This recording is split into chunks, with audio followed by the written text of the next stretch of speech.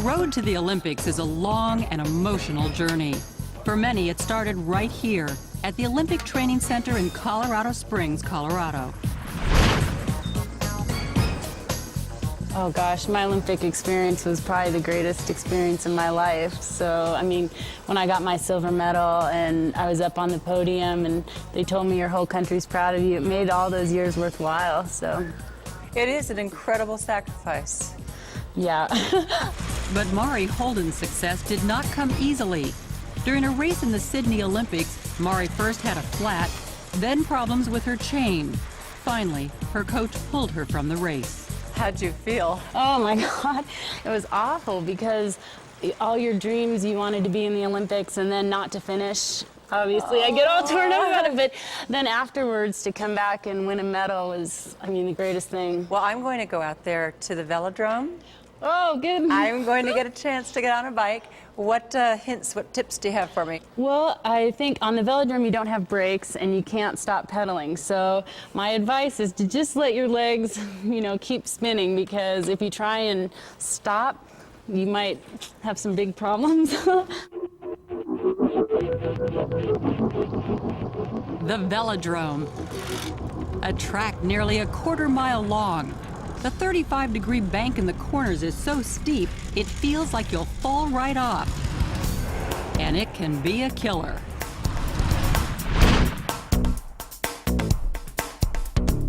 At just 19, Megan Elliott is challenging the Veladrome. Her sights are set on Olympic gold. Do you dream about it at night? I think everybody envisions themselves crossing that line and throwing up their arms in first and then getting to go up on the podium and they're playing your national anthem because you just won the gold medal. Megan is among the youngest Olympic hopefuls at this training center. She moved to the Colorado Springs campus when she was 17. It allows her to focus on training. She'll ride up to 7 hours a day. That's anywhere from 45 to 60 miles. It's such a close-knit family over at the training center with athletes.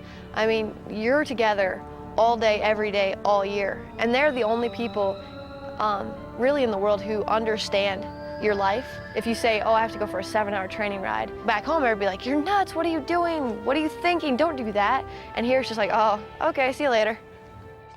Megan and fellow cyclist Karen Dunne introduced me to this exclusive racing world.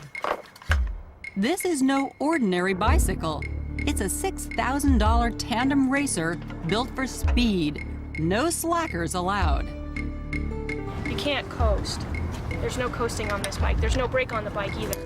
Oh. So No gears, no gears, No coasting? One gear, no coasting, No brakes. no brakes. Okay. And so what ends up happening is that if you try to pedal backwards, you'll sort of launch yourself off the bike. That would not be good. That would not be good. Yeah. I would rather not do that. Helmets are mandatory. Check that out. You have to look fast to be fast.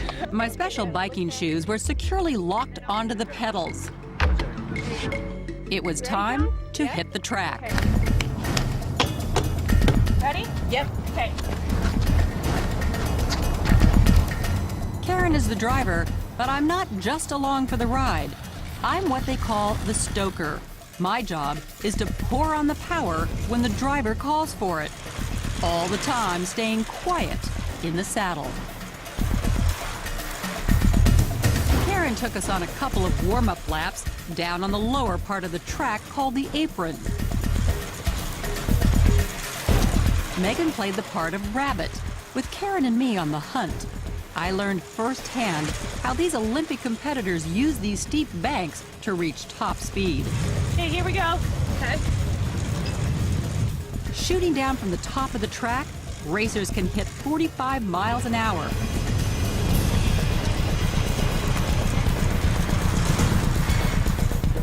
It was at once exhilarating and exhausting. Remember, there's no coasting out here. You have to keep pedaling.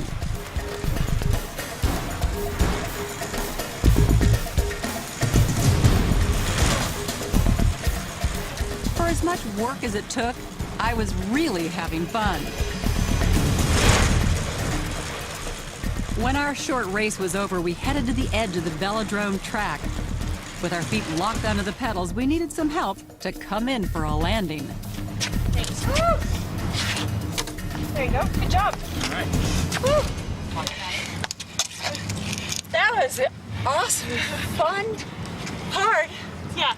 Yeah, it's not like being on a motorcycle or something. And you said power on. Did I give you enough power? Yeah. So you can tell, like when we did a little playing around with Megan and chasing and catching, and it's where you And use that's the where banking. that little competitive thing comes in. Yeah. And Yeah. it just makes your legs all of a sudden go more Right. than you think you could actually go. Exactly. Great fun, Good job today. but tough. I mean, this is a lot of work. You have to love it to be Yeah. able to come out and do Yeah. this all the time. I mean, Yeah. it's fun, but it is hard.